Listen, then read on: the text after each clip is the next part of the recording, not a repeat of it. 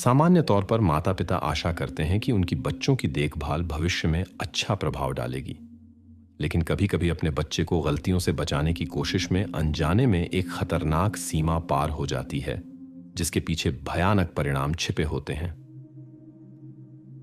15 मार्च 2015 की सुबह Pennsylvania, America के साउथ व्हाइट हॉल शहर के पास गश्त कर रहे पुलिसकर्मियों ने एक अजीब फोर्ड फ्रीस्टाइल देखी, जो आधी एक तालाब में डूबी हुई थी। उन्होंने इसकी जांच करने का फैसला किया। टॉर्च से अंदर देखा और कई संदिग्ध धब्बे देखे। दरवाजे खुले थे और कानून प्रवर्तन अधिकारियों को सफाई उत्पादों की तीखी गंध आई। अंदरूनी हिस्से को साफ करने के प्रयासों के बावजूद कुछ असामान्य के निशान अभी भी बचे हुए थे।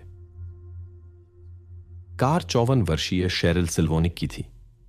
एक अधिकारी ने पास में खुदी हुई मिट्टी देखी। जांच करने पर उन्होंने कुछ परेशान करने वाला पाया।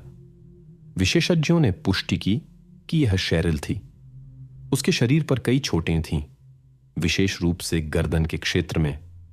निशान एक जबरदस्त हमले और पीड़िता के जीवित रहने के संघर्ष की ओर इशारा करते थे। विशेषज्ञों के अनुसार गश्ती पुलिस के पहुंचने से कुछ घंटे पहले ही शेरिल ने जीवन के संकेत देना बंद कर दिया था। ऐसा लगता था कि अपराधी ने कार को उसकी सामग्री के साथ डुबोने की कोशिश की थी, लेकिन अस्थिर किनारे के कारण वाहन बस कीचड़ में फंस गया था।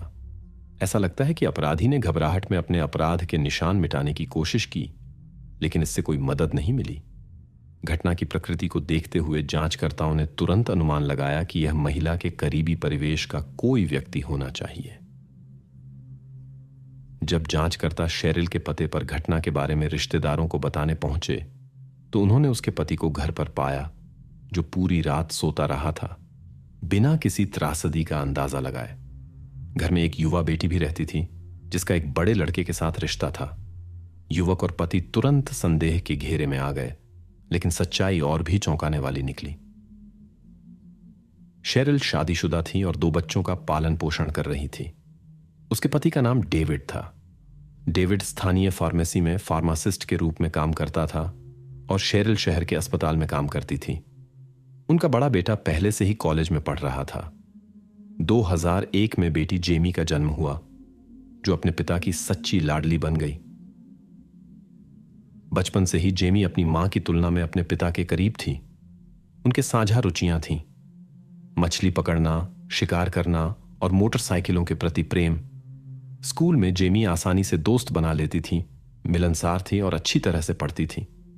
लेकिन किशोर अवस्था में विद्रोह का एक चरण शुरू हुआ, जिसके कारण परिवार में अक्सर संघर्ष होते थे, खासकर मां के साथ। 2014 के अंत तक स्थिति बिगड़ गई। जेमी अधिक अंतर्मुखी हो गई, अपने परिवार के साथ कम बातचीत करने लगी, यहां तक कि अपने पिता के साथ भी। वह नियमित रूप से घर से बाहर जाने लगी और यह बताने से इनकार कर दिया कि वह कहां और किसके साथ अपना समय बिता रही थी। यह स्थिति बार बार दोहराई जाती थी। स्कूल के ग्रेड बिगड़ गए और युवा विद्रोही ने यहां तक कि कुछ महीनों के लिए दोस्तों के साथ एक किराए के अपार्टमेंट में रहने पर जोर दिया।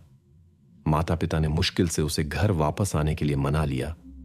मार्च 2015 तक शेरिल अपनी बेटी के मूड और व्यवहार में अचानक बदलाव के कारणों को नहीं समझ पाई, जब तक कि उसने आखिरकार सच्चाई का पता नहीं लगा लिया।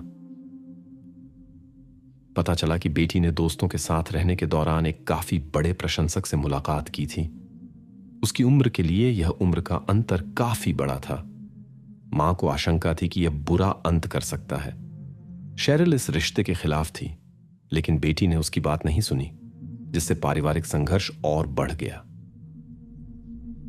यह खुलासा हुआ कि जेमी मैरीलैंड की एक सैन्य छावनी के कैलेब बार्न्स नामक एक सैनिक से प्यार कर बैठी थी। उनकी मुलाकात इन घटनाओं से बहुत पहले एक रॉक फेस्टिवल में हुई थी, जहां जेमी दोस्तों के साथ गई थी।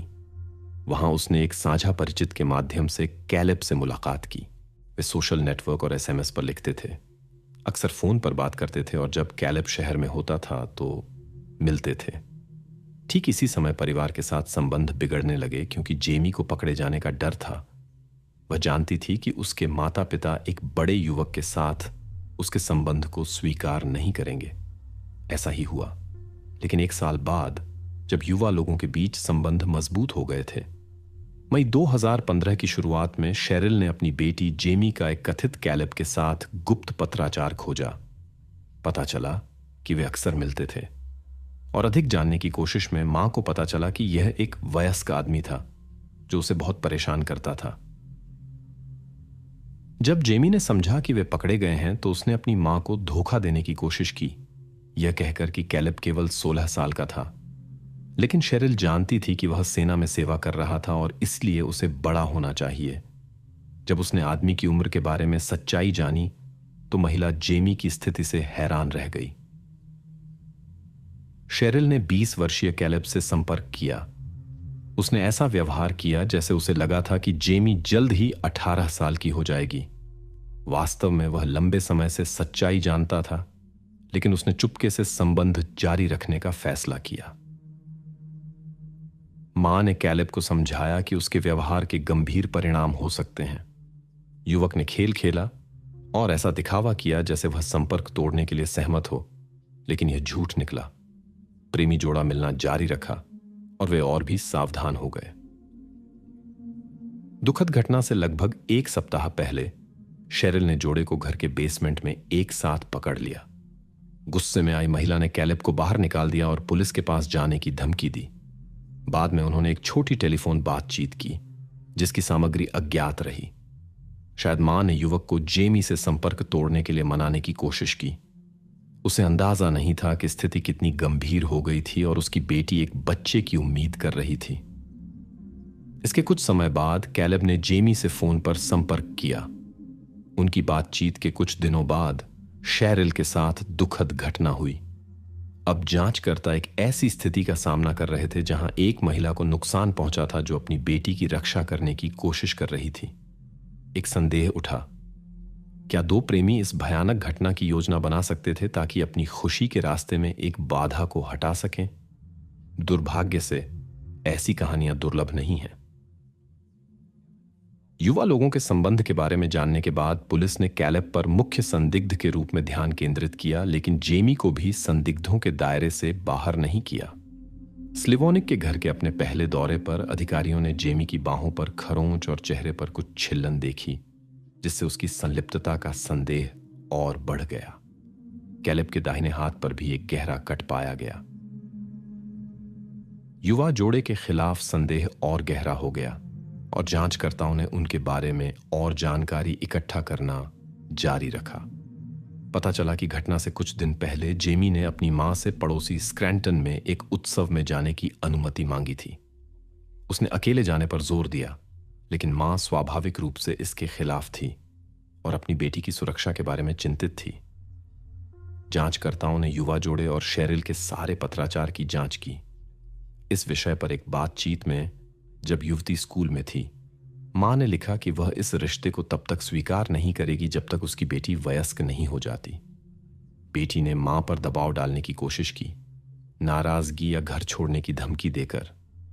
अंत में उसने अपनी बात मनवा ली। मां ने हार मान ली और यहां तक कि उसे ले जाने के लिए भी सहमत हो गई। शेरिल यात्रा का उपयोग युवा लोगों के बीच की स्थिति को स्पष्ट करने के लिए करना चाहती थी। मां के अल्टीमेटम के बाद युवती ने गुस्से में अपने दोस्त को लिखा कि वह चाहती है कि मां गायब हो जाए। उसने सहमति जताई कि यह समस्याओं को हल कर देगा। संचार से यह स्पष्ट हो गया कि जेमी एक बच्चे की उम्मीद कर रही थी। उसने मां के प्रस्ताव को स्वीकार करते हुए जवाब दिया। उन्होंने तय किया कि महिला स्कूल के बाद शाम को जोड़े को पड़ोसी शहर में एक कॉन्सर्ट के लिए ले जाएगी। फिर युवा लोगों के बीच एक परेशान करने वाला पत्राचार हुआ जो कुछ बुरे के बारे में चर्चा की तरह लग रहा था। योजना थी कि शेरिल उन्हें कार से वहां ले जाएगी। उसका कार्यक्रम में शामिल होने का इरादा नहीं था और वह कार में इंतजार करना चाहती थी। इसके बाद तीनों को घर लौटना था।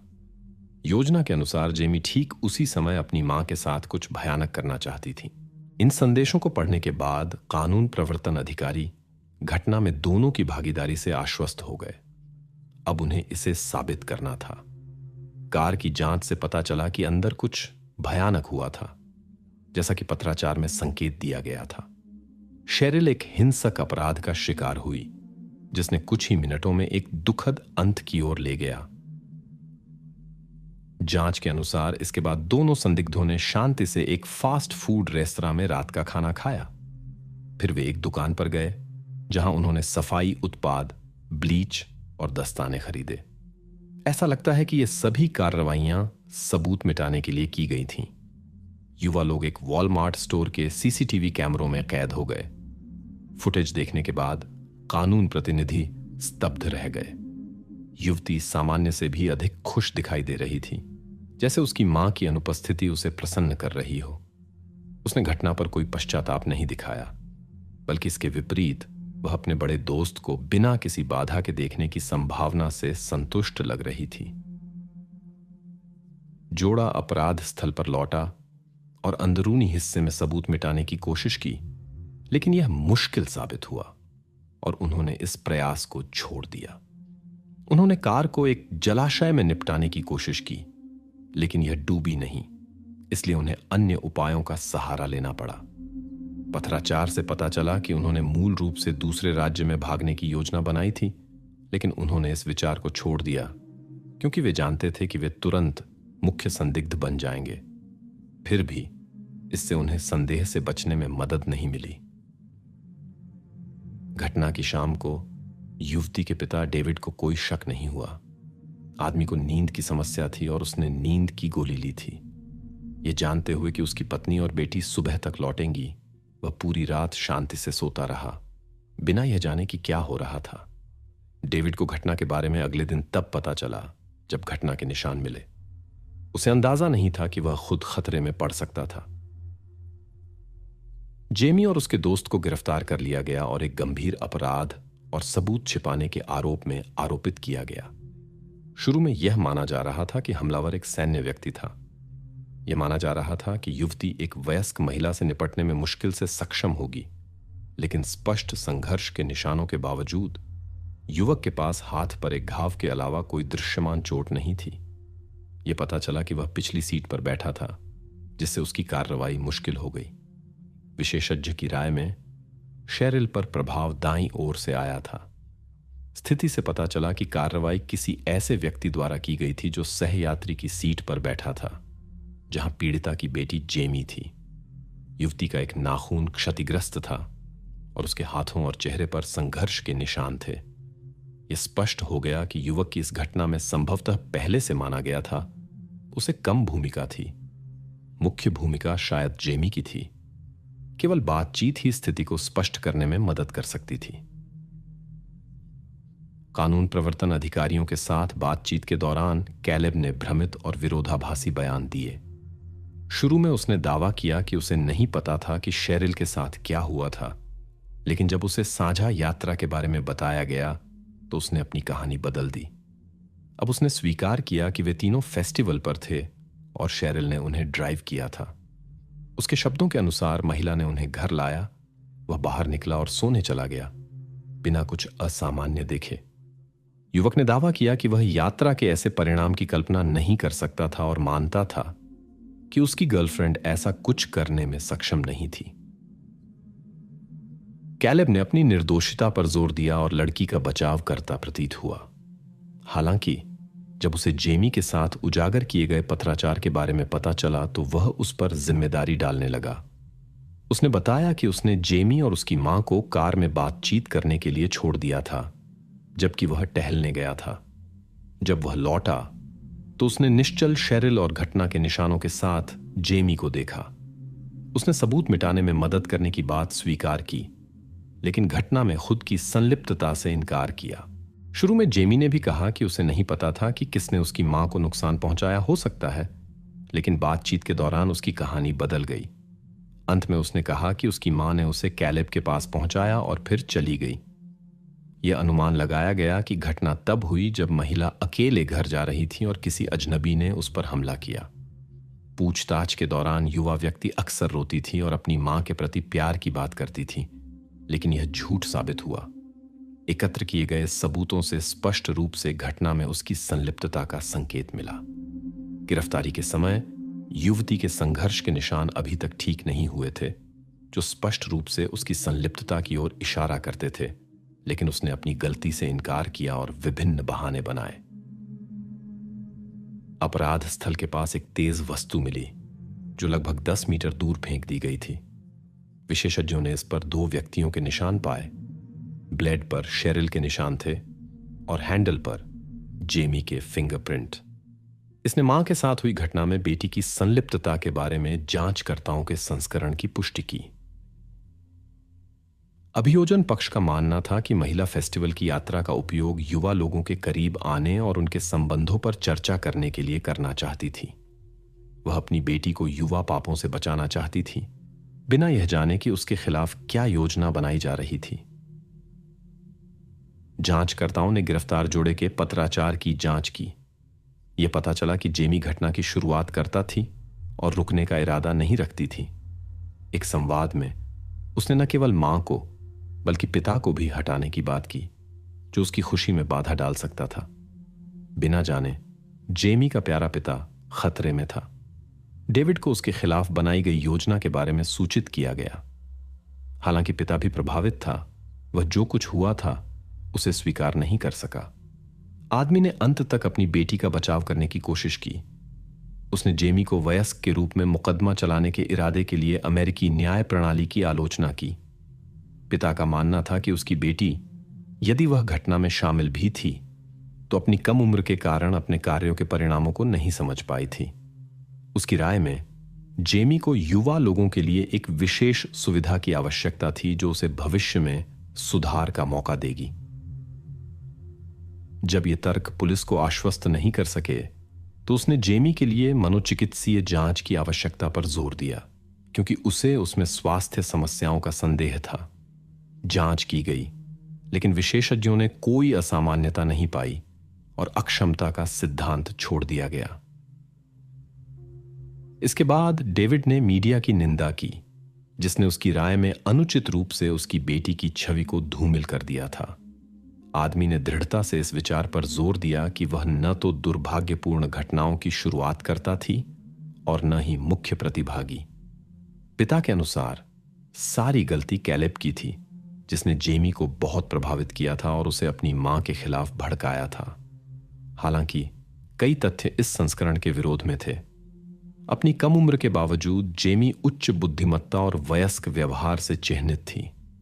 वयस्क उसके साथ बराबरी के स्तर पर संवाद करते थे और स्कूल में वह अपने विकास में अपने साथियों से आगे थी, जो उसके कार्यों को समझने की क्षमता का संकेत देता था। पिता के सभी प्रयास व्यर्थ साबित हुए और उसके आवेदन खारिज कर दिए गए। यह निर्णय लिया गया कि जेमी पर वयस्क मानकों के अनुसार मुकदमा चलाया जाए। यह एक गंभीर सजा की बात थी। यह तय किया गया कि प्रत्येक संलिप्त व्यक्ति के लिए अलग अलग मुकदमे चलाए जाएं। चिकित्सा विशेषज्ञ ने अदालत में शेरिल के साथ हुई घटना की प्रमुख परिस्थितियों पर एक आधिकारिक रिपोर्ट प्रस्तुत की। उनके अनुसार सब कुछ लगभग 20 मिनट तक चला। महिला ने चोटों के कारण होश खो दिया और फिर मर गई। हालांकि इस घटना में प्रत्येक युवा व्यक्ति की सटीक भूमिका निर्धारित करना बेहद मुश्किल था। यह ज्ञात है कि जेमी के पास एक उपकरण था, लेकिन कैलेब भी शायद निष्क्रिय नहीं रहा। यह अनुमान लगाया गया कि युवक ने अपनी गर्लफ्रेंड की मदद की, पीड़िता को पीछे से पकड़कर। इस प्रक्रिया में शेरिल पर कैलेब के डीएनए के निशान और फिंगरप्रिंट नहीं मिले। उसकी चोट के बावजूद यह सिद्धांत विचार किया गया कि वह सावधानी से काम कर रहा हो सकता है। युवा जेमी और उसके दोस्त ने कार में हुई घटना में अपनी भागीदारी से इनकार करना जारी रखा। मुख्य गवाह जेमी की एक करीबी दोस्त थी। उसके बयान के अनुसार उन्होंने घटना से 1 सप्ताह पहले बात की थी और जेमी ने अपनी चिंताएं साझा की थीं। उसने अपनी मां की समझ की कमी की शिकायत की और अपने दोस्त से अलग होने के डर के बारे में बात की। जेमी ने यहां तक कि अपनी मां से छुटकारा पाने के विचार का उल्लेख किया और इस योजना की सफलता के बारे में चिंतित थी। दोस्त ने बताया कि जेमी और कैलेब ने मूल रूप से योजना बनाई थी कि वह योजना को अंजाम देगा। हालांकि उसकी उम्र को देखते हुए यह जोखिम भरा था। युवक लंबे समय तक जेल में रह सकता था। एक चर्चा के बाद उन्होंने फैसला किया कि जेमी को खुद कार्रवाई करनी चाहिए। युवा लोगों का मानना था कि वह अपनी कम उम्र के कारण सजा से बच सकती है। दुर्भाग्य से दोस्त ने इन शब्दों को गंभीरता से नहीं लिया और अधिकारियों को सूचित नहीं किया।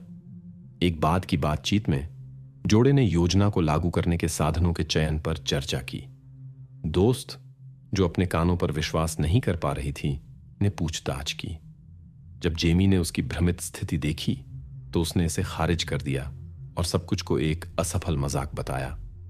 इसलिए दोस्त ने इस बातचीत पर ध्यान नहीं दिया और मान लिया कि जेमी बस अपनी मां पर गुस्सा थी और इसलिए इतना अजीब मजाक कर रही थी। लेकिन कुछ दिनों बाद अनिवार्य घटना घट गई। जैसा कि अक्सर होता है, त्रासदी को रोका जा सकता था, लेकिन किसी ने युवा अपराधी के शब्दों पर विश्वास नहीं किया। मुकदमे की तैयारी के दौरान नए परेशान करने वाले विवरण सामने आए। स्लिवोनेक परिवार के कम से कम 4 पड़ोसियों ने रात के 1 बजे के करीब एक रुक रुक कर बजने वाली कार हॉर्न सुनी। उस समय शेरिल की कार घर के सामने खड़ी थी। लगभग 20 मिनट तक कार से अजीब आवाजें आती रहीं। फिर सब शांत हो गया और कार चली गई। इन गवाहों के बयानों के कारण जांचकर्ता उस रात क्या हुआ था इसे बेहतर ढंग से समझ पाए। ये पता चला कि घटना तालाब पर नहीं हुई थी जहां कार मिली थी, बल्कि सीधे शेरिल के घर के सामने हुई थी। दुर्भाग्य से किसी भी पड़ोसी ने हस्तक्षेप नहीं किया और अपराधियों को भगाया नहीं। परिवार का पिता उस समय नींद की गोलियों के कारण गहरी नींद में था और कुछ नहीं सुना। घटना के बाद युवा बेटी और उसका बड़ा दोस्त शेरिल की कार लेकर चले गए। उनकी योजना काम नहीं आई और उन्हें तत्काल निर्णय लेना पड़ा। उन्होंने तालाब पर कार छोड़ दी और अपने कार्यों के निशान मिटाने की कोशिश की। इसके बाद जोड़ा एक फास्ट फूड रेस्तरां में गया, जैसे कुछ हुआ ही ना हो। बाद में उन्होंने सफाई उत्पाद खरीदे और कार पर लौटे, लेकिन वे इसमें भी विफल रहे। वाहन के अंदर के निशान मिटाने की जल्दबाजी में कोशिश करने के बाद वे भाग गए। अगर कार कीचड़ में नहीं फंसी होती तो घटनाएं बिल्कुल अलग तरह से विकसित हो सकती थीं। खोज लंबे समय तक चल सकती थी और इससे संभवतः जेमी के पिता की सुरक्षा खतरे में पड़ सकती थी। पिता के अनुसार सारी गलती कैलेब की थी, जिसने जेमी को बहुत प्रभावित किया था और उसे अपनी मां के खिलाफ भड़काया था। हालांकि कई तथ्य इस संस्करण के विरोध में थे। अपनी कम उम्र के बावजूद जेमी उच्च बुद्धिमत्ता और वयस्क व्यवहार से चिह्नित थी। वयस्क उसके साथ बराबरी के स्तर पर संवाद करते थे और स्कूल में वह अपने विकास में अपने साथियों से आगे थी, जो उसके कार्यों को समझने की क्षमता का संकेत देता था। पिता के सभी प्रयास व्यर्थ साबित हुए और उसके आवेदन खारिज कर दिए गए। यह निर्णय लिया गया कि जेमी पर वयस्क मानकों के अनुसार मुकदमा चलाया जाए। यह एक गंभीर सजा की बात थी। यह तय किया गया कि प्रत्येक संलिप्त व्यक्ति के लिए अलग अलग मुकदमे चलाए जाएं। चिकित्सा विशेषज्ञ ने अदालत में शेरिल के साथ हुई घटना की प्रमुख परिस्थितियों पर एक आधिकारिक रिपोर्ट प्रस्तुत की। उनके अनुसार सब कुछ लगभग 20 मिनट तक चला। महिला ने चोटों के कारण होश खो दिया और फिर मर गई। हालांकि इस घटना में प्रत्येक युवा व्यक्ति की सटीक भूमिका निर्धारित करना बेहद मुश्किल था। यह ज्ञात है कि जेमी के पास एक उपकरण था, लेकिन कैलेब भी शायद निष्क्रिय नहीं रहा। यह अनुमान लगाया गया कि युवक ने अपनी गर्लफ्रेंड की मदद की, पीड़िता को पीछे से पकड़कर। इस प्रक्रिया में शेरिल पर कैलेब के डीएनए के निशान और फिंगरप्रिंट नहीं मिले। उसकी चोट के बावजूद यह सिद्धांत विचार किया गया कि वह सावधानी से काम कर रहा हो सकता है। युवा जेमी और उसके दोस्त ने कार में हुई घटना में अपनी भागीदारी से इनकार करना जारी रखा। मुख्य गवाह जेमी की एक करीबी दोस्त थी। उसके बयान के अनुसार उन्होंने घटना से 1 सप्ताह पहले बात की थी और जेमी ने अपनी चिंताएं साझा की थीं। उसने अपनी मां की समझ की कमी की शिकायत की और अपने दोस्त से अलग होने के डर के बारे में बात की। जेमी ने यहां तक कि अपनी मां से छुटकारा पाने के विचार का उल्लेख किया और इस योजना की सफलता के बारे में चिंतित थी। दोस्त ने बताया कि जेमी और कैलेब ने मूल रूप से योजना बनाई थी कि वह योजना को अंजाम देगा। हालांकि उसकी उम्र को देखते हुए यह जोखिम भरा था। युवक लंबे समय तक जेल में रह सकता था। एक चर्चा के बाद उन्होंने फैसला किया कि जेमी को खुद कार्रवाई करनी चाहिए। युवा लोगों का मानना था कि वह अपनी कम उम्र के कारण सजा से बच सकती है। दुर्भाग्य से दोस्त ने इन शब्दों को गंभीरता से नहीं लिया और अधिकारियों को सूचित नहीं किया। एक बाद की बातचीत में जोड़े ने योजना को लागू करने के साधनों के चयन पर चर्चा की। दोस्त, जो अपने कानों पर विश्वास नहीं कर पा रही थी, ने पूछताछ की। जब जेमी ने उसकी भ्रमित स्थिति देखी तो उसने इसे खारिज कर दिया और सब कुछ को एक असफल मजाक बताया। इसलिए दोस्त ने इस बातचीत पर ध्यान नहीं दिया और मान लिया कि जेमी बस अपनी मां पर गुस्सा थी और इसलिए इतना अजीब मजाक कर रही थी। लेकिन कुछ दिनों बाद अनिवार्य घटना घट गई। जैसा कि अक्सर होता है, त्रासदी को रोका जा सकता था, लेकिन किसी ने युवा अपराधी के शब्दों पर विश्वास नहीं किया। मुकदमे की तैयारी के दौरान नए परेशान करने वाले विवरण सामने आए। स्लिवोनेक परिवार के कम से कम 4 पड़ोसियों ने रात के 1 बजे के करीब एक रुक रुक कर बजने वाली कार हॉर्न सुनी। उस समय शेरिल की कार घर के सामने खड़ी थी। लगभग 20 मिनट तक कार से अजीब आवाजें आती रहीं, फिर सब शांत हो गया और कार चली गई। इन गवाहों के बयानों के कारण जांचकर्ता उस रात क्या हुआ था इसे बेहतर ढंग से समझ पाए। यह पता चला कि घटना तालाब पर नहीं हुई थी जहां कार मिली थी, बल्कि सीधे शेरिल के घर के सामने हुई थी। दुर्भाग्य से किसी भी पड़ोसी ने हस्तक्षेप नहीं किया और अपराधियों को भगाया नहीं। परिवार का पिता उस समय नींद की गोलियों के कारण गहरी नींद में था और कुछ नहीं सुना। घटना के बाद युवा बेटी और उसका बड़ा दोस्त शेरिल की कार लेकर चले गए। उनकी योजना काम नहीं आई और उन्हें तत्काल निर्णय लेना पड़ा। उन्होंने तालाब पर कार छोड़ दी और अपने कार्यों के निशान मिटाने की कोशिश की। इसके बाद जोड़ा एक फास्ट फूड रेस्तरां में गया जैसे कुछ हुआ ही ना हो। बाद में उन्होंने सफाई उत्पाद खरीदे और कार पर लौटे, लेकिन वे इसमें भी विफल रहे। वाहन के अंदर के निशान मिटाने की जल्दबाजी में कोशिश करने के बाद वे भाग गए। अगर कार कीचड़ में नहीं फंसी होती तो घटनाएं बिल्कुल अलग तरह से विकसित हो सकती थीं।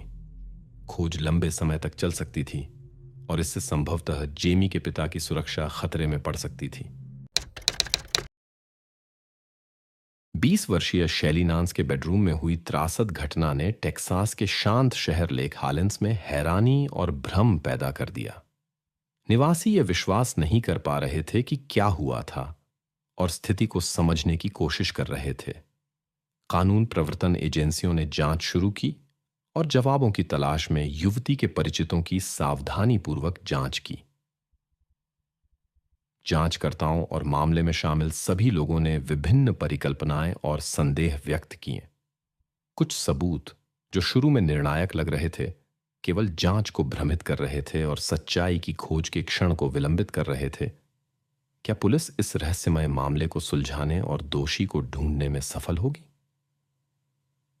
लेक हालेंस व्यस्त डलास का एक उपनगर जो अपनी गगनचुंबी इमारतों और वित्तीय शक्ति के लिए जाना जाता है, एक बिल्कुल अलग चित्र प्रस्तुत करता है। यह एक ऐसी जगह है जहां पारंपरिक पारिवारिक मूल्य प्रचलित हैं और आरामदायक माहौल है। शहर पिछली सदी के 50 और 60 के दशक में बने अपने घरों के लिए प्रसिद्ध है। यहां आप सुव्यवस्थित टेनिस कोर्ट देख सकते हैं और बच्चों को घरों के सामने हरी घास पर खेलते हुए देख सकते हैं। गर्मियों में आप अक्सर युवा उद्यमियों को सड़क पर सीधे घर का बना लेमोनेड बेचते हुए देख सकते हैं। यह क्षेत्र हमेशा से रचनात्मक युवाओं को आकर्षित करता रहा है। कई लोग यहां डलास कॉलेज ऑफ आर्ट में पढ़ने आते हैं, जो अपने उच्च शैक्षणिक स्तर के लिए जाना जाता है। शहर के एक सुंदर हिस्से में स्थित यह पूरे डलास में अच्छी तरह से जाना जाता है। 2009 में 20 वर्षीय शैली नांस यहां पढ़ रही थी, जो एनिमेशन कलाकार का पेशा सीख रही थी। उसका सपना था कैलिफोर्निया जाना और पिक्सार में वीडियो गेम और एनिमेटेड फिल्में बनाना। शैली 3 बहनों में सबसे छोटी, यह सपना अपने बचपन से संजोए हुए थी, जो उसने इटली शहर में बिताया था, जो डलास से लगभग 1 घंटे दक्षिण में स्थित है। उसके आसपास के सभी लोग युवा महिला की प्रतिभा को पहचानते थे। 5वीं कक्षा में ही उसने कलाकार बनने की इच्छा व्यक्त की थी। शैली अपना समय अन्य बच्चों के साथ बाहर खेलने के बजाय अपने कमरे में कंप्यूटर पर बिताना पसंद करती थी। यह उसे अधिक आनंद देता था। उसके पास हर चीज को आसानी से चित्रित करने की क्षमता थी। शांत शैली स्कूल के गिरोह में फिट नहीं होती थी, लेकिन वह अपने लक्ष्यों को अच्छी तरह से जानती थी और उन्हें प्राप्त करने के लिए कड़ी मेहनत करती थी। कॉलेज ऑफ आर्ट में उसकी प्रतिभा और मेहनत ने उसे एक बाहरी व्यक्ति से एक सच्चे सितारे में बदल दिया। कई लोग अपनी क्षमताओं की तुलना में उसके कौशल से प्रभावित थे। कॉलेज ऑफ आर्ट में शैली ने अंत में अपना तत्व पा लिया। समान विचारधारा वाले लोगों और उसकी प्रतिभा की सराहना करने वाले लोगों से घिरी हुई। पहले वर्ष में शैली ने टाइलर वार्फी से मुलाकात की। अगली गर्मी में वे एक जोड़ा बन गए। यह रिश्ता शैली की मां के लिए एक आश्चर्य था। उसने पहले नहीं देखा था कि उसकी बेटी ने किसी में दिलचस्पी दिखाई हो। अपने आश्चर्य के बावजूद महिला ने इसे शांति से लिया।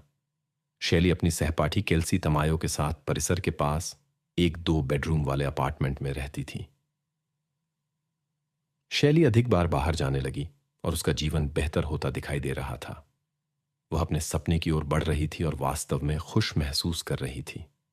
गुरुवार 10 सितंबर को शैली के माता पिता एक सप्ताहांत के लिए येलोस्टोन नेशनल पार्क गए। वे यात्रा के लिए उत्साहित थे, लेकिन अपनी बेटियों के बारे में सोचना बंद नहीं कर सके।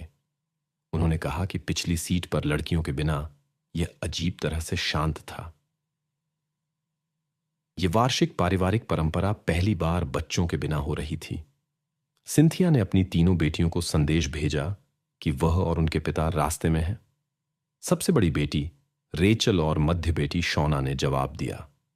दोनों ने अपने माता पिता को अच्छा समय बिताने की कामना की और सावधान रहने की चेतावनी दी। हालांकि शैली से कोई जवाब नहीं आया।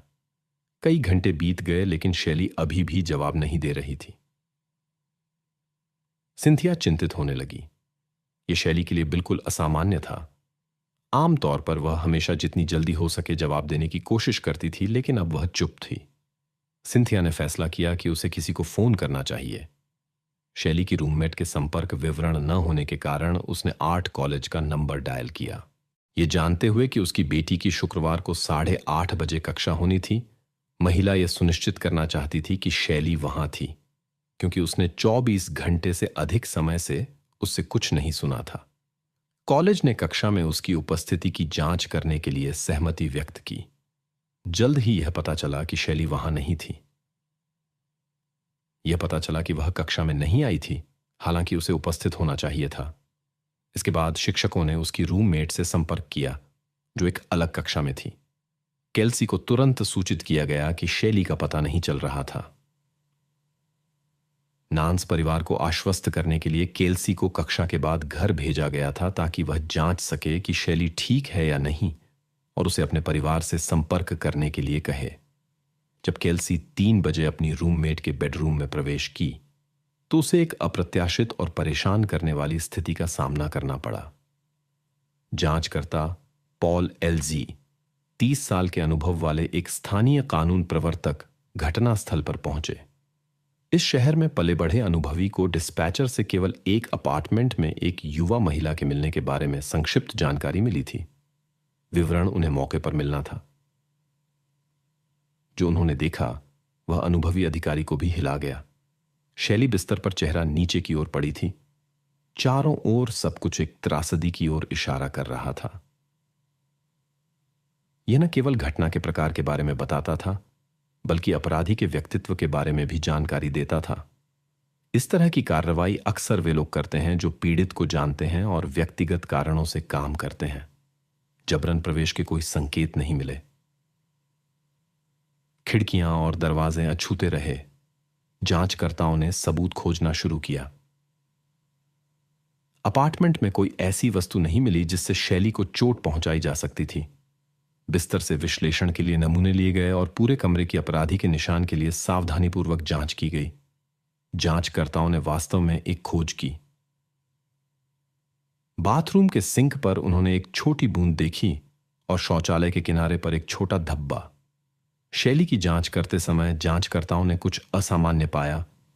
उसके हाथ पर नीले कपड़े का एक छोटा टुकड़ा चिपका हुआ था, जो 1 सेंटीमीटर से भी छोटा था।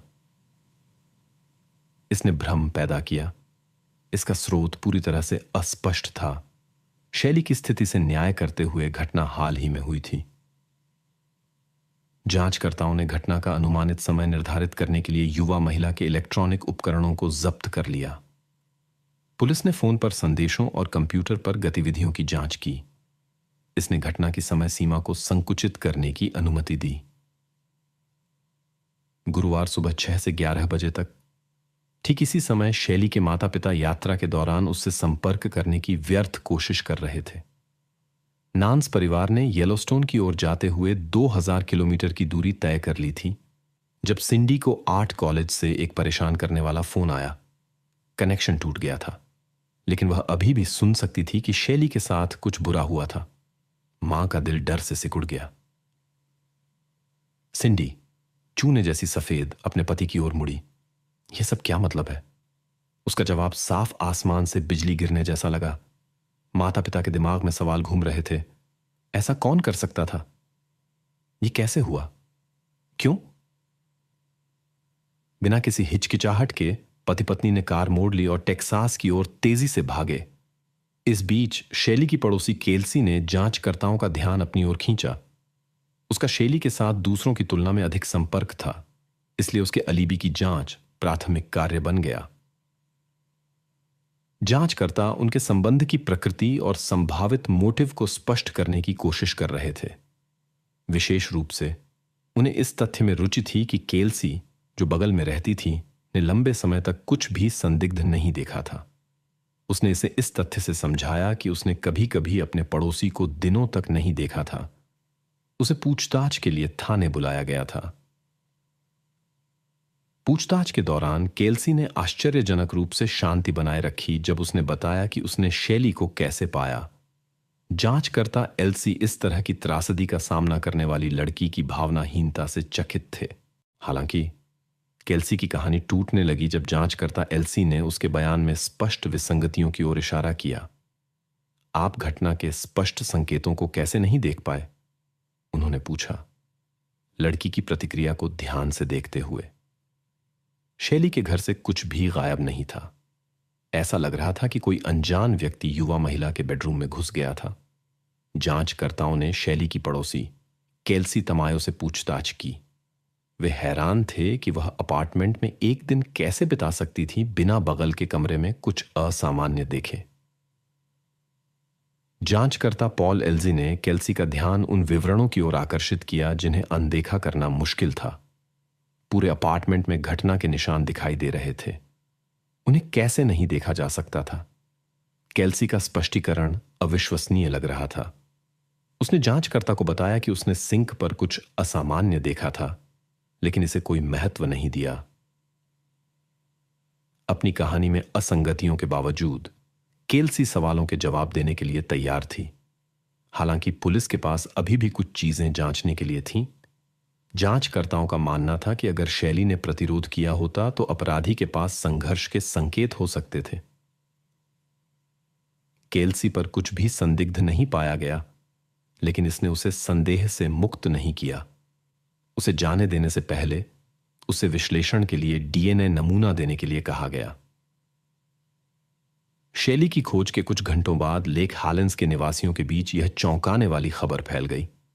घटना एक आवासीय परिसर में हुई जहां आर्ट कॉलेज के अन्य छात्र भी रहते थे। यह आश्चर्य की बात नहीं है कि सभी परेशान थे। यह विशेष रूप से उन लोगों के लिए कठिन था जो शैली के साथ बचपन से लेकर उसके अंतिम दिनों तक दोस्त थे। प्रचलित अफवाहों और अनिश्चितता ने केवल नुकसान की कड़वाहट को बढ़ा दिया। निवासी भ्रमित थे। किसी के पास पूरी जानकारी नहीं थी और वे समझ नहीं पा रहे थे कि वास्तव में क्या हुआ था। जब समाज शैली के बारे में दुखद समाचार को संसाधित करने की कोशिश कर रहा था, जांचकर्ताओं ने युवा महिला के निकटतम परिवेश से पूछताछ शुरू कर दी। विशेष ध्यान उसके प्रेमी टायलर वॉर्फी पर दिया गया। जांचकर्ता शैली के जीवन का एक पूर्ण चित्र बनाने का प्रयास कर रहे थे। उसके परिचित, मित्रता संबंध और रोमांटिक संबंध। जब टायलर को बातचीत के लिए आमंत्रित किया गया, जांचकर्ता एल्जी ने उसकी सामान्य उपस्थिति पर ध्यान दिया। युवक एक शांत व्यक्ति का प्रभाव डालता था, जो पहली नजर में कोई नकारात्मक भावनाएं नहीं जगाता था। टाइलर ने बताया कि शैली के गायब होने के दिन वह सुबह 9 बजे के आसपास कॉलेज गया था और लगभग पूरा दिन वहीं बिताया था। उनका रिश्ता केवल 2 महीने पुराना था, जो एलजी को आश्चर्यचकित कर गया। युवक ने स्वीकार किया कि उसने शैली को एक बार चुंबन किया था, लेकिन ज्यादातर वे केवल हाथ पकड़े रहते थे। जांचकर्ता का ध्यान टाइलर के शरीर पर खरोंचों की ओर आकर्षित हुआ, जो उसके शांत स्वभाव के साथ असंगत लग रहे थे। टाइलर ने खरोंचों की उपस्थिति को एक तंत्रिका संबंधी आदत से समझाया, जिसमें वह खुद को खरोंचता था। एलजी ने दबाव बढ़ाया और केल्सी के साथ बातचीत की तुलना में कठोर प्रश्न पूछे। लंबी पूछताछ के बावजूद टाइलर अपनी निर्दोषिता पर जोर देता रहा। उसने डीएनए नमूना देने के लिए सहमति दी और अपने घर की तलाशी की अनुमति दी। एलजी उस अपार्टमेंट में गए जहां टाइलर अपने रूममेट डेनियल विलियम के साथ रहता था। दोनों तलाशी के दौरान मौजूद थे। टाइलर के कमरे की तलाशी के दौरान अधिकारियों ने लगभग तुरंत एक अप्रत्याशित खोज की। उन्होंने ब्लेड हथियारों से भरा एक बॉक्स पाया, एक वास्तविक शस्त्रागार। वहां तलवारें, थ्रोइंग स्टार और चाकू थे। इतना बड़ा संग्रह एक गंभीर शौक की ओर इशारा करता था। टाइलर ने समझाया कि वह इन वस्तुओं को रुचि के कारण इकट्ठा करता था। शैली के गायब होने की परिस्थितियों को देखते हुए यह खोज पुलिस को संदिग्ध लगी। फिर जांचकर्ता बाथरूम में प्रवेश किया और दहलीज पर ठिठक गया। सिंक में उसने एक प्लास्टिक बैग देखा जिस पर स्पष्ट रूप से कुछ बाल चिपके हुए थे। बैग पर लाल धब्बे भी दिखाई दे रहे थे। एलजी इसे करीब से जांचने के लिए नजदीक गए। जब टाइलर को इस खोज का सामना करना पड़ा तो उसने जांचकर्ताओं के साथ सहयोग करना बंद कर दिया, सवालों के जवाब देने से इनकार कर दिया और एक वकील की मांग की। युवक ने दावा किया कि बैग उसे फंसाने के लिए रखा गया था और उसे इसके मूल के बारे में कोई जानकारी नहीं थी। जांचकर्ताओं को पाए गए जैविक पदार्थ की प्रकृति के बारे में संदेह था, लेकिन पुष्टि के बिना वे कार्रवाई नहीं कर सकते थे। गिरफ्तारी के लिए पर्याप्त आधार नहीं थे और जांचकर्ताओं को टाइलर की स्वतंत्रता को सीमित करने का कोई अधिकार नहीं था। उन्होंने विशेषज्ञों से सबूतों का तत्काल विश्लेषण करने का अनुरोध किया और परिणामों की प्रतीक्षा की। यहां तक कि त्वरित प्रक्रिया के साथ भी जांच में कई सप्ताह तक लग सकते थे। जांचकर्ताओं ने टाइलर के पड़ोसी डेनियल विलियम से पूछताछ करने का फैसला किया। डेनियल का अपना बाथरूम था और उसने दावा किया कि उसने कभी टाइलर का बाथरूम इस्तेमाल नहीं किया था और वहां पाए गए पैकेट के मूल के बारे में कोई जानकारी नहीं थी। डेनियल पुलिस स्टेशन पर बयान देने के लिए सहमत हो गया। कानून प्रवर्तन एजेंसियों को उम्मीद थी कि वे उससे टाइलर के बारे में नई जानकारी प्राप्त करेंगे। उन्होंने पूछा कि डेनियल मंगलवार को कहां था। उसने जवाब दिया कि वह एक स्टारबक्स कैफे गया था और फिर व्हाइट रॉक लेक पर एक दुकान पर गया था। डेनियल के अनुसार उसने टाइलर को उस दिन की सुबह देखा था जब शैली गायब हो गई थी। उनके रास्ते एक दूसरे को पार नहीं कर सकते थे। हालांकि उसने रात 10 बजे अपने पड़ोसी को पिकअप किया और उसे कॉलेज से घर छोड़ा। बातचीत के बाद डेनियल ने एक डीएनए नमूना दिया और उसे छोड़ दिया गया।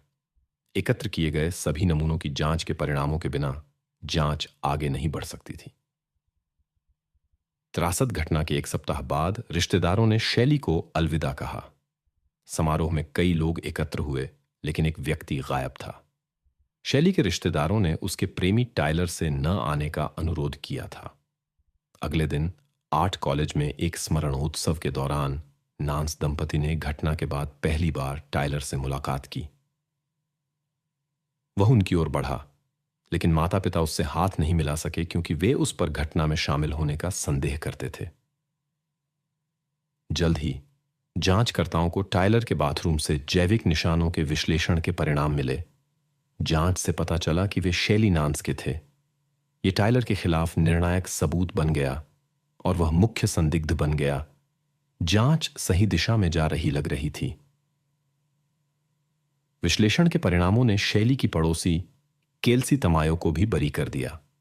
जांचकर्ताओं ने उस समय अवधि को निर्धारित किया जिसमें दुर्घटना हुई थी। केल्सी के पास उस समय के लिए एक अलीबी था। वह कॉलेज में थी और घर पर नहीं हो सकती थी। विशेषज्ञों ने शैली के अपार्टमेंट में पाए गए नीले पदार्थ की जांच की। युवा महिला के हाथ पर मिला टुकड़ा एक चिकित्सा दस्ताने का हिस्सा निकला। इससे संकेत मिला कि घटना पूर्व नियोजित थी और आवेग में नहीं हुई थी। जांचकर्ताओं को अब पता था कि उन्हें किस दिशा में आगे जांच करनी है। दस्तानों के मूल और उनके मालिक का पता लगाना आवश्यक था। अपार्टमेंट से लिए गए सभी डीएनए नमूने स्वयं शैली के थे।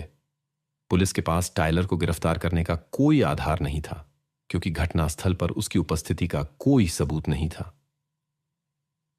जांचकर्ताओं को सावधानी और ध्यान से आगे बढ़ना था। उनके पास केवल एक मौका था, और एक गलती न केवल मामले को बल्कि उनके करियर को भी खतरे में डाल सकती थी। टाइलर और डेनियल ने बाथरूम में पैकेट के बारे में कुछ भी जानने से इनकार किया। हालांकि जब अपार्टमेंट तक अजनबियों की पहुंच के बारे में पूछा गया तो डेनियल ने सकारात्मक उत्तर दिया। उनका एक तीसरा रूममेट था, इसाक ओल्सेन, जो घटना से ठीक पहले चला गया था, लेकिन उसके पास अभी भी चाबी थी। डेनियल के अनुसार इसाक शैली में रुचि रखता था। पुलिस ने इस युवक से पूछताछ करने का फैसला किया। उसने स्वेच्छा से सहयोग किया, सभी सवालों के जवाब दिए और कुछ जानकारी साझा की। जांचकर्ता उसके शैली के साथ संबंध में रुचि रखते थे। यह पता चला कि इसाक वास्तव में युवा महिला को पसंद करता था। हालांकि जब वह टाइलर के साथ डेटिंग शुरू कर दी तो उसने अपने दोस्त के प्रति सम्मान से खुद को पीछे हटा लिया। इसाक ने घटना के दिन के लिए एक अलीबी प्रदान किया और डीएनए विश्लेषण के लिए सहमति दी। हालांकि उसकी कहानी में कुछ ऐसा था जिसने जांचकर्ताओं का ध्यान आकर्षित किया। इसाक ने टाइलर के प्रति डेनियल के अजीब व्यवहार का उल्लेख किया। उसके शब्दों के अनुसार डेनियल टाइलर के जीवन को अत्यधिक नियंत्रित करता था। टाइलर कार नहीं चलाता था और डेनियल उसे हर जगह ले जाता था, खाना पकाता था, कपड़े धोता था और उसके मामलों की देखभाल करता था। इस दौरान वह कुछ लोगों से टाइलर की कृतज्ञता की शिकायत करता था। यह इसाक को इतना अजीब लगा कि उसने चले जाने का फैसला किया। उसने दावा किया कि टाइलर में डेनियल की रुचि सामान्य दोस्ती से परे थी। यह निश्चित रूप से जांचकर्ताओं को आकर्षित करता था। इसाक के शब्दों में कुछ भी ऐसा नहीं था जो घटना में उसकी संलिप्तता पर संदेह जगा सके। उसके पास एक विश्वसनीय अलीबी था और कोई स्पष्ट मकसद नहीं था। हालांकि टाइलर और डेनियल के बारे में जानकारी की गहन जांच की आवश्यकता थी। पुलिस ने आगे की जांच शुरू कर दी। शैली की मां को याद आया कि उसकी बेटी ने डेनियल की आक्रामकता के बारे में कैसे बताया था। वह हर जगह उनका पीछा करता था, जैसे एक परछाई। चाहे वह सिनेमा जाना हो या घर पर गेम नाइट, डेनियल हमेशा आसपास होता था। शैली को उसका व्यवहार अजीब लगता था और उसकी उपस्थिति में असहज महसूस करती थी। इस जानकारी ने जांचकर्ताओं को डेनियल पर फिर से करीब से नजर डालने के लिए प्रेरित किया। उसके कार्यों के संभावित कारणों के बारे में अनुमान लगाए गए। क्या उसके पास नकारात्मक भावनाएं थीं क्योंकि टाइलर शैली के साथ अधिक समय बिता रहा था, या शायद दोनों ने युवा महिला को हटाने का फैसला किया था ताकि वह उनके रिश्ते में बाधा न बने। स्थिति को स्पष्ट करने के लिए जांचकर्ताओं ने शैली की पड़ोसी केल्सी तमायो से फिर से बात करने का फैसला किया। केल्सी ने इसाक के बयान की पुष्टि की। उसके अवलोकन के अनुसार डेनियल टाइलर और शैली के बीच के रिश्ते से पूरी तरह से ग्रस्त था। उनके रोमांस पर उसकी प्रतिक्रिया असामान्य लग रही थी। इसके अलावा केल्सी ने बताया कि शैली के गायब होने के दिन डेनियल ने उससे संपर्क करने की जिद की थी। उसने उसे संदेशों से भर दिया और मिलने और बात करने पर जोर दिया। फिर अचानक उसने संपर्क तोड़ दिया। लेकिन सबसे दिलचस्प बात यह थी कि डेनियल ने हाल ही में केल्सी की कार उधार ली थी। उसने उसे कार की चाबियां दी थीं और चाबी के गुच्छे पर उसके अपार्टमेंट की चाबी भी थी। इस जानकारी ने जांचकर्ताओं को डेनियल से फिर से बात करने का विचार दिया। नए बातचीत के दौरान यह पता चला कि डेनियल ने नौसेना में सेवा की थी, लेकिन जल्द ही किसी समस्या के कारण सेवा छोड़ दी। वह टाइलर की देखभाल करता था जो उससे काफी छोटा था। इससे कुछ विचार उत्पन्न हुए। यदि डेनियल टाइलर की देखभाल कर रहा था तो संभवतः वह उसके कार्यों को छिपा सकता था। पुलिस द्वारा खोजा गया एक नया सबूत दोनों पड़ोसियों के लिए निर्णायक साबित हुआ। 2009 के शरद ऋतु के अंत में शैली नांस के गायब होने के लगभग 2 महीने बाद भी अपराधी अभी तक अज्ञात था। संदिग्धों का दायरा 2 व्यक्तियों तक सीमित हो गया था, शैली का प्रेमी टायलर वॉर्फी और उसका पड़ोसी डेनियल विलियम। घटना का कारण अभी भी एक रहस्य बना हुआ था। जांचकर्ताओं ने डेनियल से फिर से पूछताछ करने का फैसला किया। बातचीत के दौरान टायलर के साथ उसके संबंध की स्थिति आखिरकार स्पष्ट हो गई। डेनियल ने स्वीकार किया कि वह टायलर और शैली के बीच रोमांस के विकास से नाराज था। इस रिश्ते की शुरुआत के साथ टायलर कम समय घर पर रहता था, जिससे डेनियल के साथ उसकी दोस्ती पर नकारात्मक प्रभाव पड़ा। जांचकर्ताओं ने युवक से शैली के गायब होने के दिन अपनी स्थिति को एक बार फिर याद करने के लिए कहा। कहानी की शुरुआत पिछले बयानों से मेल खाती थी, लेकिन फिर घटनाओं का संस्करण बदल गया। मूल रूप से डेनियल ने दावा किया था कि उसने एक स्टारबक्स कैफे और फिर व्हाइट रॉक लेक की दुकान का दौरा किया था। हालांकि इस बार उसने एक और तथ्य का उल्लेख किया जो उसने पहले छिपाया था। वह एक फोटोग्राफर के घर गया था जिसे उसकी तस्वीरें खींचनी थीं। एक आश्चर्यजनक संयोग से वह शैली के समान परिसर में रहती थी। फोटोग्राफर के साथ मुलाकात नहीं हुई और डेनियल ने उसे देखा भी नहीं। पुलिस की नजर में डेनियल टायलर के एक साधारण परिचित से मुख्य संदिग्ध बन गया। यह पता चला कि गायब होने के समय वह आवासीय परिसर में था और अपनी गलती को पहचानने के बाद उसने इसे छिपाने की कोशिश की। जांचकर्ताओं को घटनास्थल पर डेनियल की उपस्थिति के सबूत की आवश्यकता थी। उन्हें सुपरमार्केट के निगरानी कैमरों से फुटेज प्राप्त करने में सफलता मिली। वीडियो में डेनियल को दुकान में घूमते और कुछ ढूंढते हुए देखा जा सकता था। डेनियल ने वास्तव में हेयर डाई खरीदी थी। एक और खरीद ने जांचकर्ताओं को चौंका दिया। चिकित्सा दस्तानों का एक पैकेट। यह एक सबूत बन सकता था क्योंकि शैली के कपड़ों पर इसी तरह के दस्ताने का एक टुकड़ा पाया गया था। सामग्री का एक छोटा टुकड़ा डेनियल के लिए गंभीर समस्याएं पैदा कर रहा था। यह 1 सेंटीमीटर से भी कम लंबा कपड़े का टुकड़ा जो गायब व्यक्ति के कपड़ों पर पाया गया था, विशेषज्ञों के अनुसार डेनियल के दस्तानों में से एक का हो सकता था। आवश्यक सबूत मिल गया था और मकसद स्पष्ट हो गया था। अविश्वसनीय रूप से सब कुछ होने का कारण ईर्ष्या था। डेनियल के टायलर के प्रति गहरी भावनाएं थीं। वह इस बात से निपट नहीं सकता था कि पड़ोसी शैली को बहुत ज्यादा ध्यान दे रहा था। त्रासद घटना के 2 महीने बाद 4 नवंबर को डेनियल विलियम को हिरासत में ले लिया गया। अदालत की सुनवाई में उसने खुद को निर्दोष बताया, जबकि अभियोजन पक्ष ने घटनाओं का अपना संस्करण प्रस्तुत किया। घटना से 1 सप्ताह पहले केल्सी ने उसे कार की चाबियां दी थीं। चाबी के गुच्छे में उसके अपार्टमेंट की चाबी भी थी। डेनियल ने एक प्रतिलिपि बनाई। फिर 10 सितंबर की सुबह उसने एक सुपरमार्केट का दौरा किया जहां उसने दस्ताने खरीदे। पूरे समय वह शैली की पड़ोसी के साथ पत्राचार कर रहा था, उसके स्थान और घर लौटने की योजनाओं के बारे में पूछताछ कर रहा था। जब उसे पता चला कि शैली अकेली थी और संभवतः सामान्य से देर से जागेगी, डेनियल ने अपनी योजना को अमल में लाने का मौका देखा। वह जानता था कि वह बेडरूम में थी। चाबी की मदद से वह घर में घुस गया और अपराध किया। यह चरम क्रूरता की अभिव्यक्ति थी। अपराध का हथियार कभी नहीं मिला। हालांकि यह पता चला कि डेनियल वहीं नहीं रुका। उसका इरादा टायलर से उसके तिरस्कारपूर्ण रवैये के लिए बदला लेने का था। डेनियल ने सबूतों को एक प्लास्टिक बैग में इकट्ठा किया जिसे वह अपने साथ ले गया। संभवतः उसने बैग को टायलर के बाथरूम में छोड़ दिया ताकि उस पर संदेह किया जा सके।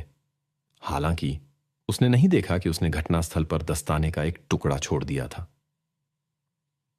2 साल बाद 4 नवंबर 2011 को डेनियल विलियम को अपने कृत्य के लिए आजीवन कारावास की सजा सुनाई गई। टायलर वॉर्फी के खिलाफ सभी आरोप हटा लिए गए। कानून प्रवर्तन और अभियोजन संतुष्ट थे कि दोषी को दंडित किया गया था।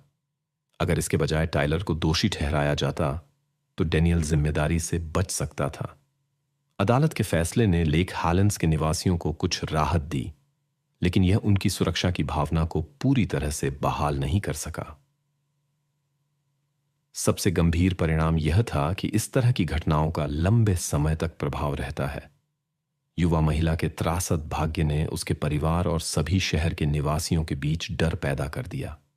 नांस के रिश्तेदार समय के साथ नुकसान को स्वीकार कर पाए। उन्होंने राहत के साथ अपराधी की गिरफ्तारी के बारे में सुना। अब वह अन्य लोगों को नुकसान नहीं पहुंचा सकता, लेकिन यह शैली को वापस नहीं ला सकता।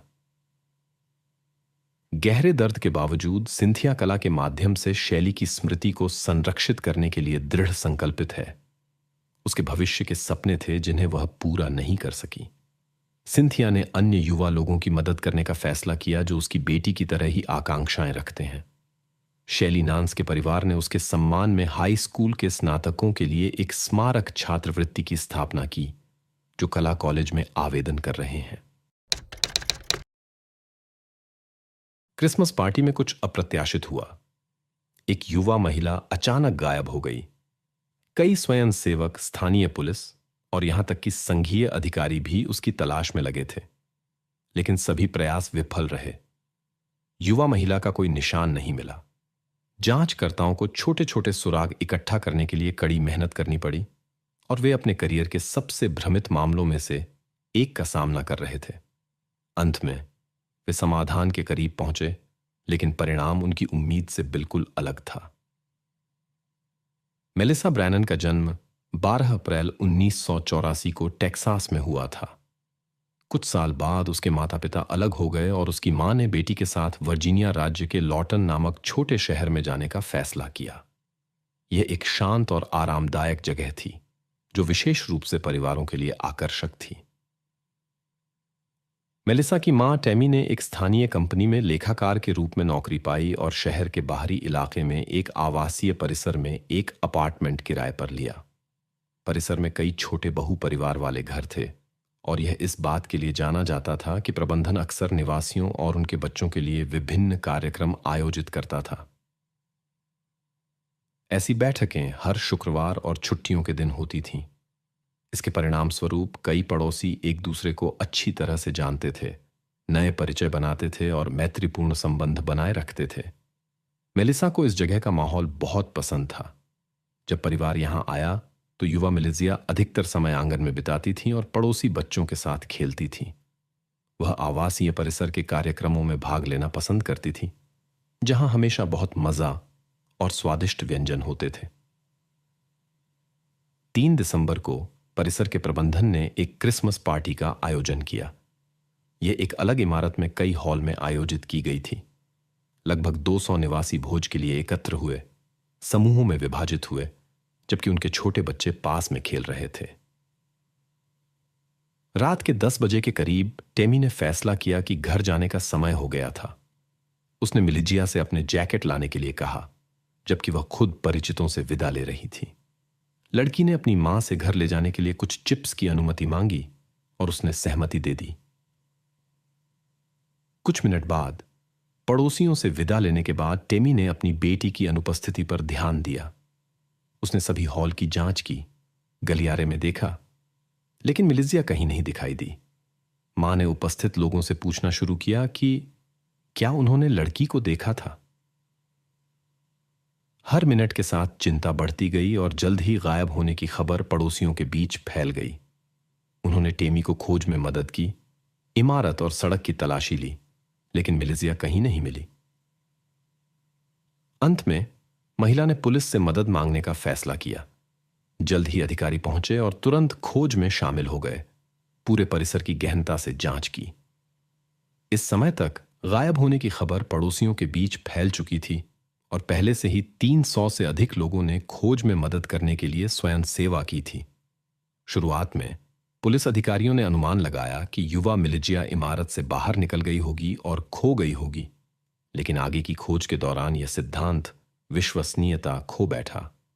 बाहर ठंड और अंधेरा था, इसलिए यह असंभव था कि वह दूर गई होगी। इसके अलावा मिलिजिया परिसर के इलाके से काफी अच्छी तरह से परिचित थी और पुलिस अधिकारियों को संदेह था कि वह किसी अज्ञात दिशा में गई होगी। स्थिति इस तथ्य से और भी जटिल हो गई कि परिसर के ठीक पीछे एक विस्तृत वन क्षेत्र शुरू होता था। जहां समारोह आयोजित किया गया था, उस कमरे की जांच से लगभग कुछ नहीं मिला। युवा महिला का जैकेट अपनी जगह पर नहीं था, लेकिन उसके गायब होने की व्याख्या करने वाले कोई अन्य संकेत नहीं मिले। एकमात्र चीज जिसने पुलिस अधिकारियों का ध्यान आकर्षित किया वह था हीटिंग रूम में एक खुली खिड़की। उन्होंने विचार किया कि मिलिजिया उसके माध्यम से भाग सकती थी, लेकिन यह सिद्धांत असंभव लगता था। मिलिजिया को न पाने के बाद उन्होंने कार्यक्रम के सभी प्रतिभागियों से पूछताछ शुरू कर दी। किसी भी पड़ोसी ने युवा महिला को इमारत से बाहर निकलते या किसी को उसे बाहर ले जाते नहीं देखा था। मिलिजिया की मां ने भी उस शाम कुछ असामान्य नहीं देखा था। पुलिस अधिकारियों ने यह भी पूछा कि क्या पड़ोसियों के साथ कोई मतभेद था, या क्या उन्होंने उनके या युवा मिलित्सिया के प्रति उनके व्यवहार में कुछ असामान्य देखा था। हालांकि महिला ने आश्वासन दिया कि सभी निवासियों के साथ संबंध अच्छे थे और पूरे निवास काल के दौरान किसी भी संघर्ष का नामो निशान नहीं था। जांचकर्ताओं ने तुरंत इस संभावना की जांच की कि मिलित्सिया को उसके पिता ले गया हो, क्योंकि ऐसे मामलों में यह एक सामान्य परिदृश्य है। हालांकि जल्द ही यह पता चला कि वह व्यक्ति टेक्सास में था और शारीरिक रूप से किसी अन्य राज्य में नहीं हो सकता था। चूंकि कोई अन्य सुराग नहीं था, पुलिस ने खोज क्षेत्र का विस्तार करने का फैसला किया। अधिकारियों का एक हिस्सा आवासीय परिसर के पास के जंगल की तलाशी लेने निकला, जबकि अन्य सभी इमारतों की जांच करने लगे। दुर्भाग्य से इससे कोई परिणाम नहीं मिला। मिलित्सिया के कोई निशान नहीं मिले। इसके बाद पुलिस अधिकारियों ने स्वयं सेवकों को छोड़ दिया और हर अपार्टमेंट का दौरा करने का फैसला किया। कुल मिलाकर परिसर में लगभग 400 लोग रहते थे और उस रात जांचकर्ताओं ने उनमें से हर एक से बात की। कोई नहीं जानता था कि मिलित्सिया कहां गायब हो सकती है, इसलिए उनसे परिसर के क्षेत्र में किसी भी विचित्रता या संदिग्ध क्षणों को याद करने के लिए कहा गया, भले ही वे गायब होने से संबंधित न लगते हों। और यहां पुलिस को पहला दिलचस्प सुराग मिला। कुछ महिलाओं ने बताया कि उस शाम परिसर का एक कर्मचारी कैलेब ह्यूज अजीब तरह से व्यवहार कर रहा था। वह उनके साथ फ्लर्ट करने की कोशिश कर रहा था और अनुचित मजाक कर रहा था। हालांकि इन महिलाओं में से लगभग सभी अपने पतियों के साथ आई थीं। युवक ने माता पिता में भी चिंता पैदा की, क्योंकि उनके विचार में वह उनके बच्चों के आसपास बहुत अधिक समय बिता रहा था। ऐसी कई शिकायतें सुनने के बाद अधिकारियों ने फिर से टैमी से बात की और पूछा कि क्या उसने ह्यूज के व्यवहार में कुछ असामान्य देखा था। महिला को याद आया कि पार्टी के दौरान वह कई बार उसके पास आया था और उसकी बेटी के बारे में बातचीत शुरू की थी। उस आदमी ने यह भी प्रस्ताव रखा कि अगर टैमी मनोरंजन से अलग नहीं होना चाहती तो वह युवा महिला को शौचालय ले जा सकता है। यह सब जांचकर्ताओं को संदिग्ध लगा और उन्होंने उससे बात करने का फैसला किया। हालांकि ह्यूज कहीं नहीं मिला, इसलिए पुलिस अधिकारी उसके घर गए। वह व्यक्ति परिसर के पास रहता था, लेकिन जब अधिकारियों ने दस्तक दी तो वह वहां नहीं था। उसकी पत्नी ने उन्हें खोला और कहा कि वह उस शाम वापस नहीं आया था। पुलिस अधिकारी चले गए और कुछ घंटों बाद लौट आए। इस समय तक वह व्यक्ति पहले ही घर आ चुका था। उसने बताया कि वह रात 12:30 बजे के करीब पहुंचा था। अधिकारियों ने गणना की कि ह्यूज ने अपनी वापसी से 2.5 घंटे पहले परिसर छोड़ दिया था, जो अजीब था, क्योंकि उसका घर का रास्ता 10 मिनट से अधिक नहीं लेना चाहिए था। ह्यूज ने इसकी व्याख्या यह कहकर की कि उसने शराब खरीदने के लिए एक बड़ा चक्कर लगाया था, लेकिन पुलिस अधिकारियों को उसके शब्दों पर संदेह था। सबसे पहले, दुकान की यात्रा अभी भी लगभग 3 घंटे की अनुपस्थिति की व्याख्या नहीं करती थी। दूसरा, उनके राज्य में आधी रात के बाद शराब की बिक्री पर प्रतिबंध था। इसके अलावा ह्यूज कोई रसीद नहीं दिखा सका। इससे संदेह पैदा हुआ और अधिकारियों ने उससे वे कपड़े सौंपने के लिए कहा जो उसने काम पर पहने थे। और यहां नई विचित्रताएं सामने आईं। ह्यूज ने कहा कि उसने घर लौटते ही सब कुछ धो दिया था। फिर भी उन्होंने उसे चीजें देने के लिए मना लिया। पुलिस अधिकारियों के आश्चर्य के लिए उसने कपड़ों के साथ जूते भी धोए थे, लेकिन यह सब कुछ नहीं था। तलवों का एक हिस्सा काट दिया गया था और चीजों के बीच एक बड़े चाकू के लिए एक म्यान और एक चमड़े की बेल्ट मिली। चाकू के बारे में पूछे जाने पर ह्यूज ने जवाब दिया कि वह नहीं जानता कि वह कहां है। अब जांचकर्ताओं को मेलिसा के गायब होने में उस व्यक्ति की संलिप्तता के बारे में गंभीर संदेह था। वे उसकी चीजों को प्रयोगशाला ले गए, जहां विशेषज्ञों ने जूतों पर एक विशेष पदार्थ का उपयोग किया। इससे ऐसे निशान सामने आए जिन्होंने बड़ी चिंता पैदा कर दी। हालांकि धुलाई के कारण विश्लेषण के लिए कोई नमूना नहीं लिया जा सका। जांचकर्ता ह्यूज के पास लौटे और उसे थाने ले गए। एक लंबी बातचीत के दौरान वह व्यक्ति अपने संस्करण पर अड़ा रहा। उसने यह भी दावा किया कि वह मेलिसा को नहीं जानता कि वह कैसी दिखती है और उसके साथ क्या हुआ है। पुलिस अधिकारी जानते थे कि ह्यूज झूठ बोल रहा था, क्योंकि कई गवाहों ने, जिनमें टेमी भी शामिल थी, देखा था कि उस शाम वह मेलिसा और अन्य युवा निवासियों के साथ खेल रहा था। लेकिन जब जांचकर्ताओं ने कहा, हम जानते हैं कि तुम झूठ बोल रहे हो, तो उस व्यक्ति ने शांति से जवाब दिया, इसे साबित करो। हालांकि अधिकारी लगभग निश्चित थे, उनके पास गिरफ्तारी के लिए ठोस सबूत नहीं थे, इसलिए उन्हें ह्यूज को जाने देना पड़ा।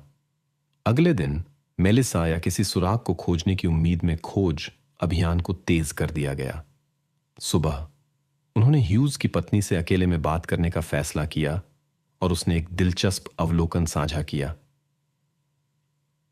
यह पता चला कि उनकी शादी आसान नहीं थी और महिला अपने पति पर बहुत भरोसा नहीं करती थी।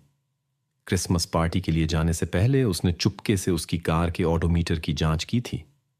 उसके लौटने के बाद उसने वही किया और देखा कि काउंटर 19 किलोमीटर अधिक दिखा रहा था।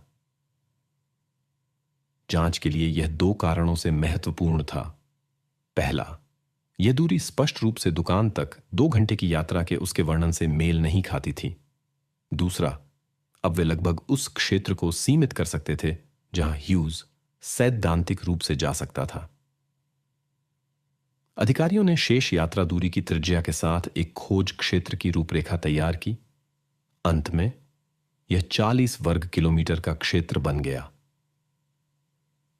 इतने बड़े क्षेत्र को कवर करने के लिए उन्होंने सेना से मदद मांगी, विमानों का इस्तेमाल किया और जल क्षेत्रों की जांच के लिए गोताखोरों को आमंत्रित किया। इसके अलावा लगभग 400 स्वयंसेवकों ने मदद के लिए आह्वान का जवाब दिया। पुलिस ने मेलिसा के गायब होने के बारे में जानकारी के साथ हजारों पर्चे भी वितरित किए और घटना के बारे में जितने हो सके उतने लोगों को सूचित करने की कोशिश की। यह उल्लेख करना महत्वपूर्ण है कि मेलिसा के गायब होने से केवल 5 महीने पहले उसी शहर में एक और युवा व्यक्ति गायब हो गया था। बाद में जांचकर्ताओं ने उसे एक चिंताजनक स्थिति में पाया, लेकिन वे अपराधी का पता नहीं लगा सके। बड़े पैमाने पर खोज के दौरान विशेषज्ञों का एक समूह आवासीय परिसर की जांच करने लगा। जैसा कि हम याद करते हैं, वहां अधिकारियों ने जो एकमात्र चीज देखी थी वह हीटिंग रूम में एक खुली खिड़की थी। विशेषज्ञों ने इसकी जांच की और कुछ दिलचस्प पाया। खिड़की के नीचे सड़क की तरफ एक बड़े जूते के निशान का एक मुश्किल से दिखाई देने वाला निशान था, और इसी तरह के निशान सीधे पार्किंग स्थल की ओर जाते थे। वहां छोटे पैरों के कोई निशान नहीं थे। यह संकेत दे सकता है कि कोई मेलिसा को अपनी बाहों में ले गया और फिर उसे एक वाहन में ले गया। इससे पहले पुलिस अधिकारियों ने पहले ही ह्यूज की कार की जांच कर ली थी, लेकिन वहां कुछ भी संदिग्ध नहीं मिला था। उसी समय FBI जांच में शामिल हो गया। वे अभी भी ह्यूज को गिरफ्तार नहीं कर सकते थे, इसलिए उन्होंने उसे लगातार निगरानी में रखा। इसके अलावा अदालत ने उस व्यक्ति को सबूत मिलने की स्थिति में DNA नमूना देने का आदेश दिया। जब जांचकर्ताओं ने ह्यूज के अतीत की जांच शुरू की, तो उन्होंने पाया कि उसे युवावस्था से ही कई बार गिरफ्तार किया गया था।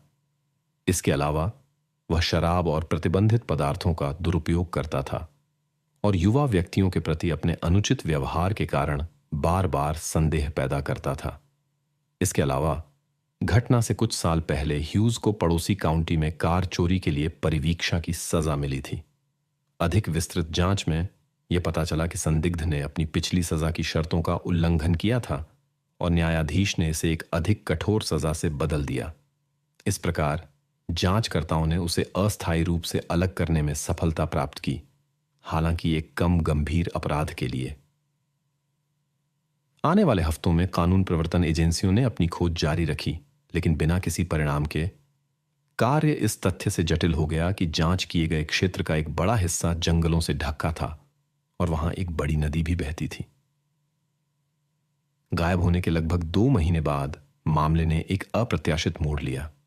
एक अज्ञात व्यक्ति ने टैमी को फोन किया और दावा किया कि युवा महिला उसके साथ है। उसने $75,000 की मांग की और महिला ने तुरंत पुलिस को सूचित कर दिया।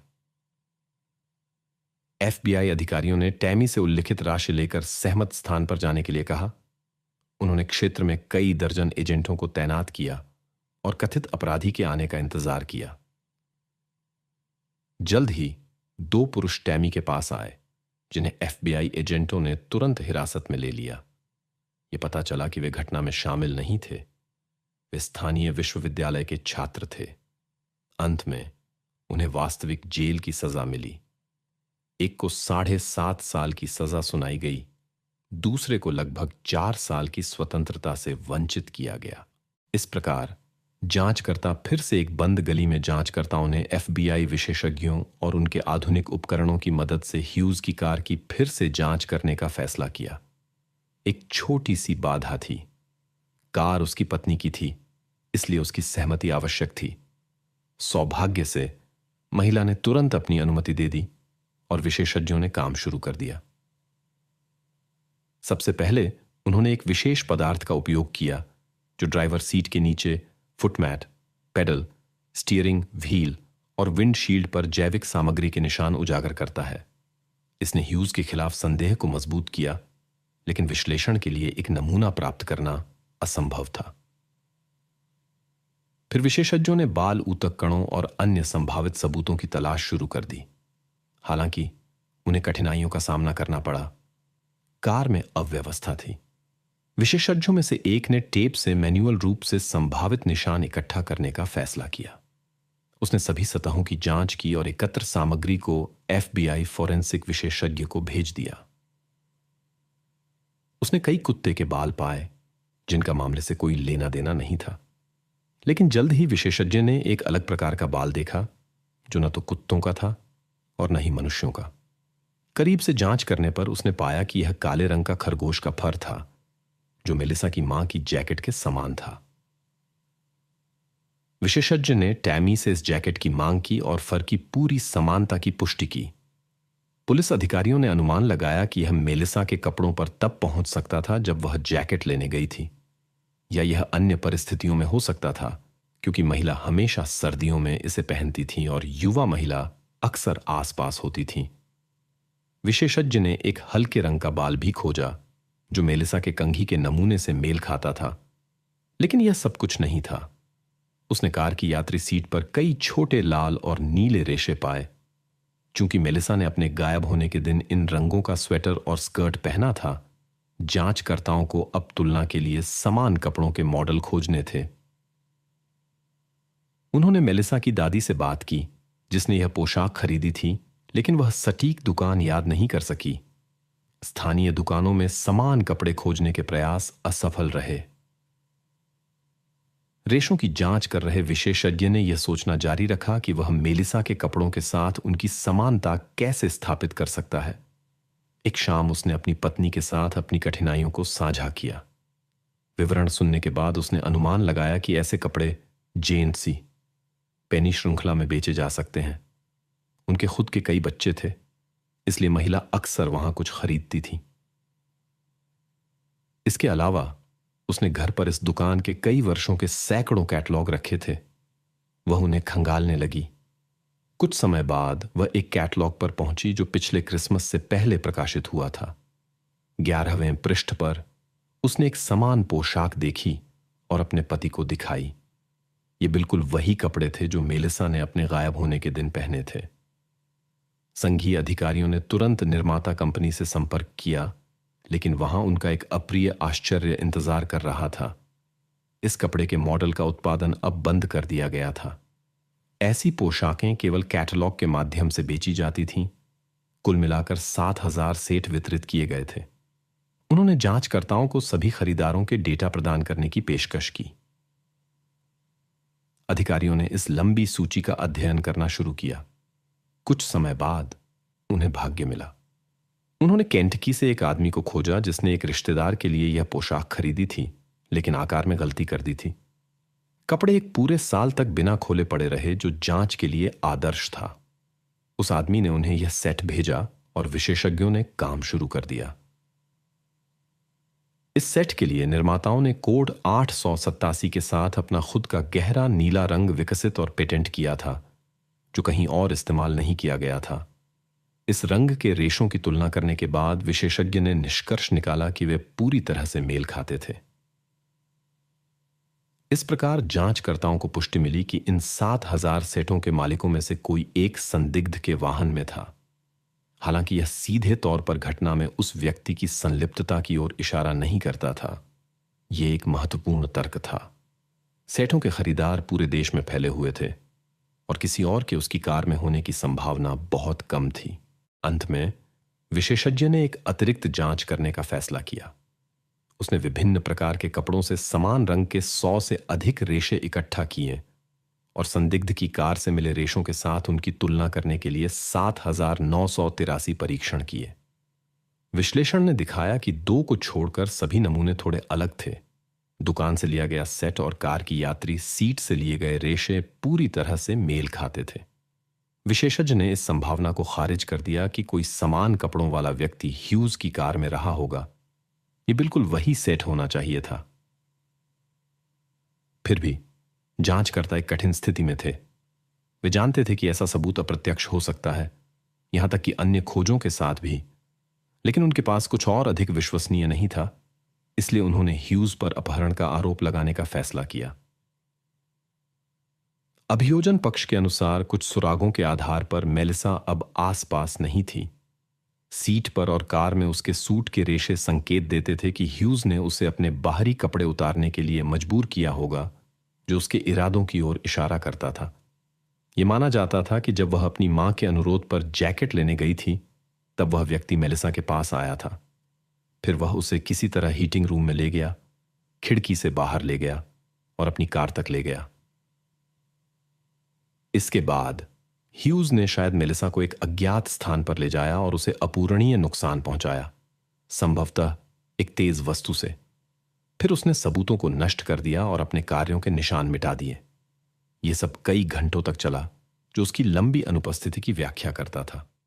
बाद में उस व्यक्ति ने कार और कपड़ों की सफाई करके और जूतों के तलवों के सबसे गंदे हिस्सों को काटकर निशान मिटाने की कोशिश की।